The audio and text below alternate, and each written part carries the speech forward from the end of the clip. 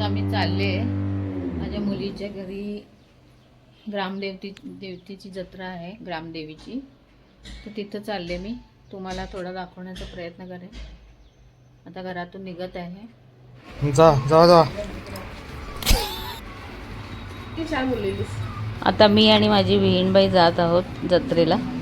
आणि इथं माझी मुलगी पण म्हणाले लवकर जाऊन या, नंतर तिथं रश होणार आणि नंतर तुम्हाला जायला बघा. आता इथं मुलीच्या घराकडूनच माझ्या इतकी लोक आहेत ना, गर्दी आता सुरू झाली आहे. वास्तविक गर्दी संध्याकाळी असते, पण देवीचं जेव्हा गाराणं घालतात तेव्हा तिथं ओटी भरायला लोकांची अगदी गर्दी भरलेली असते.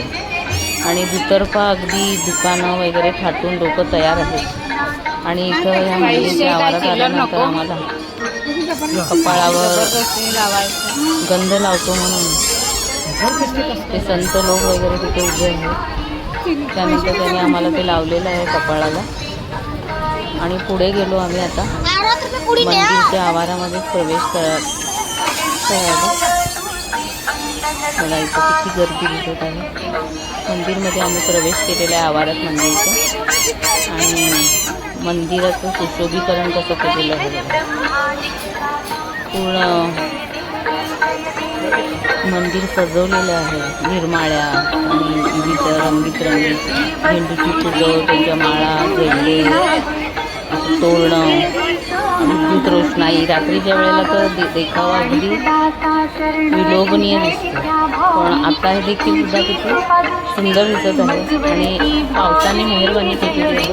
नाही तर पाऊस आला तर आणि सगळीकडे चिखल. आणि पण मंदिरच्या आवारात बरेचपैकी पेवर्स घातलेले आहेत, तिथे चिखल नाही. पण इथं फक्त मंगाई देवीचीच ओटी किंवा तिथे नैवेद्य दाखवत नाही. तर तिथं 5 देवी आहेत. 5 कडे इथं नैवेद्य दाखवायचं लागतं. हे आहे मेन देऊळ मंगाई देवीचं.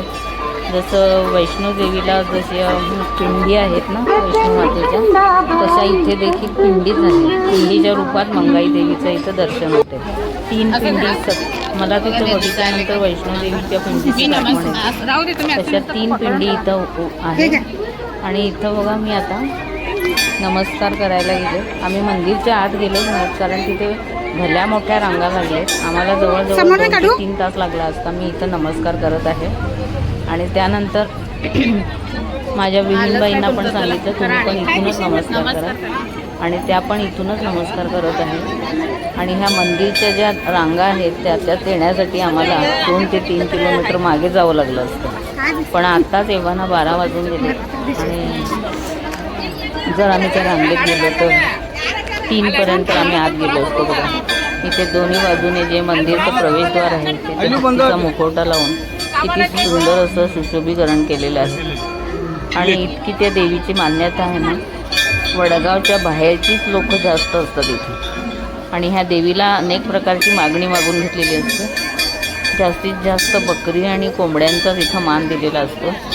आणि इथे जे रेंटेड लोक आहेत किंवा आजूबाजूचे भाषा भेद सगळे मतभेद विसरून इथे सगळ्या तऱ्हेची लोक इथं येऊन आपापल्या पद्धतीने ते मागणी फेडत असतात. आणि 5 कडे येऊन इथं ओटी भरायची असते. मी सांगितलं तुम्हाला. आता इथं यल्लम्मा देवी एक आहे मंदिरच्या आवारातच. यल्लम्मा देवीची सुद्धा इथं ओटी भरावी लागते, नैवेद्य दाखवावं लागतं. आणि नारळसुद्धा 5 कडे वाढवायचे असतात.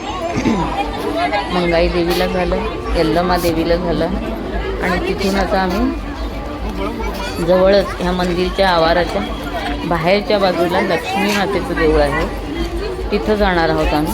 आणि आता जात आहोत. बघा रस्ता अगदी शेतातून कच्चा झालेला आहे. तो एकदम चिखल. आता शेतीमध्ये कसा चिखल असतो तरीसुद्धा बऱ्यापैकी रस्त्याला मध्ये दगड विटा हे घालून लोकांना येण्या जाण्यासाठी वाट केलेली आहे. आणि इथे पाळणे बघू शकता तुम्ही, किती नाना तऱ्हेचे पाळणे, छोट्या पाळण्यापासून भल्या मोठ्या पाळण्यापर्यंत सगळे पाळणे इथे आलेले आहेत. संध्याकाळच्या वेळेला इतका प्रेक्षणीय आणि विलोभनीय हा देखावा दिसणार आहे ना, पण गर्दीही तितक्याच प्रमाणात असणार आहे. आता आम्ही तिथून बाहेर पडलो लक्ष्मी देवीची ओटी भरून सुद्धा. आणि इथं बघा रांगा, मंदिरच्या अगदी बाहेर, एकदम बाहेर आहे आम्ही. तर इथं रांगा बघू शकता किती आहेत. आणि लोक मुलाबाळांना घेऊन ह्या रांगेमध्ये उभे आहेत. चला चला.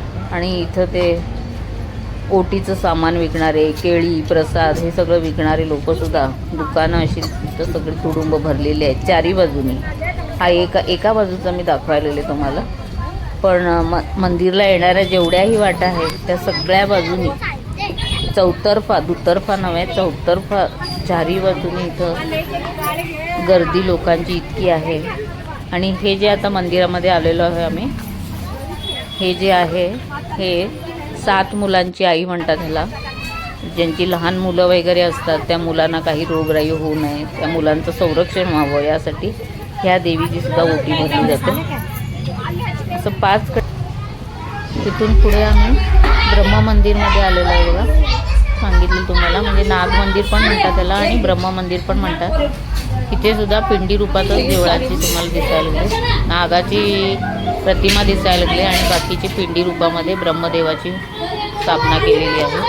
इथे सुद्धा नारळ वाढवणे, धूप, दीप, अगरबत्ती, नैवेद्य जो काय